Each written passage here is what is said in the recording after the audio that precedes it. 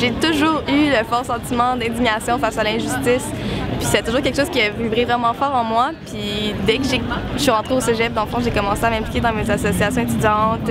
Avec les luttes qui changent, qui se transforment, j'ai aussi découvert d'autres choses. J'ai découvert les WW, puis j'ai trouvé que c'était vraiment un milieu qui était simple, qui me ressemblait. C'est de l'action directe aux travailleurs-travailleuses, parce que c'est la majorité de notre population. T'sais.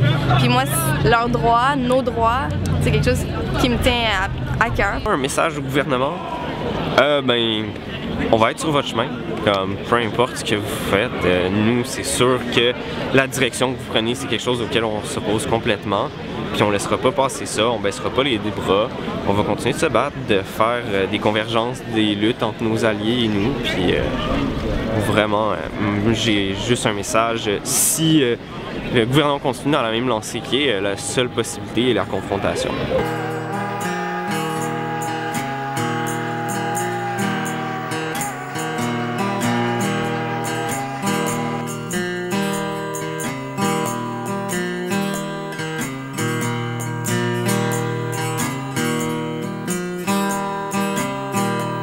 La grande différence entre nous et les centrales, premièrement, c'est qu'on syndicalise sur une base individuelle. Donc on va voir les gens, ou bien les gens viennent nous voir directement.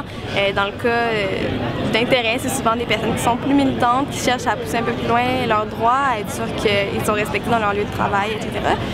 Donc ça, c'est une très grande différence. Aussi, on fonctionne par démocratie directe, donc on a des General Meeting qu'on appelle en anglais à chaque mois où on prend les décisions, on revient sur toutes les décisions des comités parce qu'on a beaucoup de comités, de sous-groupes, de groupuscules.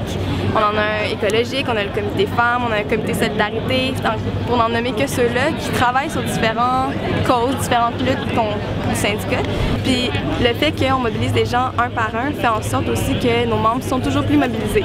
C'est sûr que c'est pas tout le monde qui s'implique, mais la grande majorité de nos membres cherchent à s'impliquer, viennent au comité, viennent aux réunions. Pour moi, c'est une organisation de lutte des plus pertinentes en ce moment parce que le syndicat, dans sa forme, dans ses actions, permet, je dirais, un rapport de force plus grand, permet une plus grande démocratie interne, puis aussi permet de faire des liens entre des groupes qui souvent se parlent pas, comme des groupes qui ont des positions anticapitalistes, puis pour la diversité des tactiques, tout ça.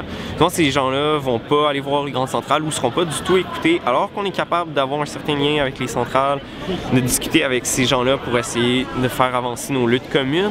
Nos revendications en tant que syndicat, c'est les améliorations des conditions de travail, mais aussi une augmentation du salaire minimum qu'on considère qui est vraiment trop bas pour la qualité de vie que chacun et chacune devrait pouvoir avoir. Et on revendique 15 $ de l'heure pour le salaire minimum, je crois que c'est ça. Puis ouais, mais la lutte est beaucoup plus large, puis c'est les mesures d'austérité dans le fond. On est pour l'abolition du capitalisme parce qu'on pense que inhéremment c'est un système qui est inégalitaire et qui produit des inégalités, qui aussi détruit la planète, puis qui se maintient aussi à travers toutes autres sortes de pressions comme le racisme, le patriarcat, la misogynie, l'homophobie, la lesbophobie. C'est un système qui vit aussi de ces oppressions-là. Donc pour nous, c'est nécessaire de dépasser le capitalisme.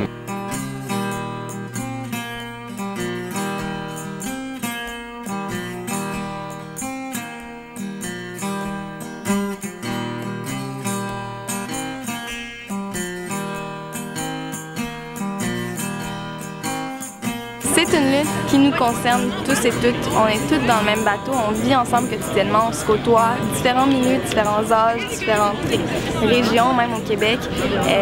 On est tous touchés également, à part pour l'élite qui est toujours la même d'ailleurs. On est tous touchés également par les mesures d'austérité, puis c'est sûr qu'on est une petite partie de la population à se battre, mais je crois forcément dans cette lutte-là, puis il faut se rallier tout le monde ensemble parce que c'est la seule façon qu'on a que de faire changer ça, de faire reculer le gouvernement sur ne serait-ce que les mesures d'austérité qu'il impose en ce moment. En fait, le gros message que j'aurais à dire, c'est rejoignez la lutte.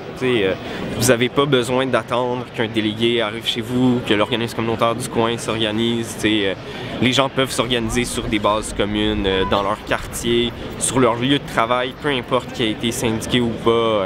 Moi, vraiment, le message que je lancerais aux gens, c'est de s'organiser. Les gens qui veulent rester à l'austérité, qui veulent un monde meilleur, ce ce serait vraiment de s'organiser sur des bases durables. Je comprends pas pourquoi le gouvernement s'oppose aussi fortement à sa jeunesse, à la relève. C'est les enfants des gens au pouvoir en ce moment. La classe moyenne en ce moment est formée de travailleurs et travailleuses qui viennent de tous les milieux puis qui ont travaillé fort pour leurs acquis puis que là ils sont prêts à se les laisser défaire.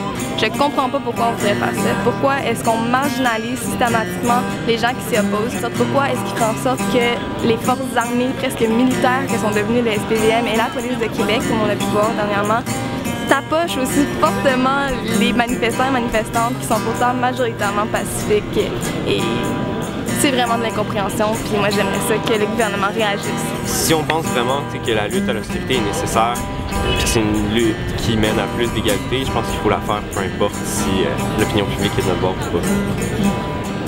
La lutte elle est commune, puis c'est ensemble qu'il faut la faire. Tout le monde fait son bout de chemin.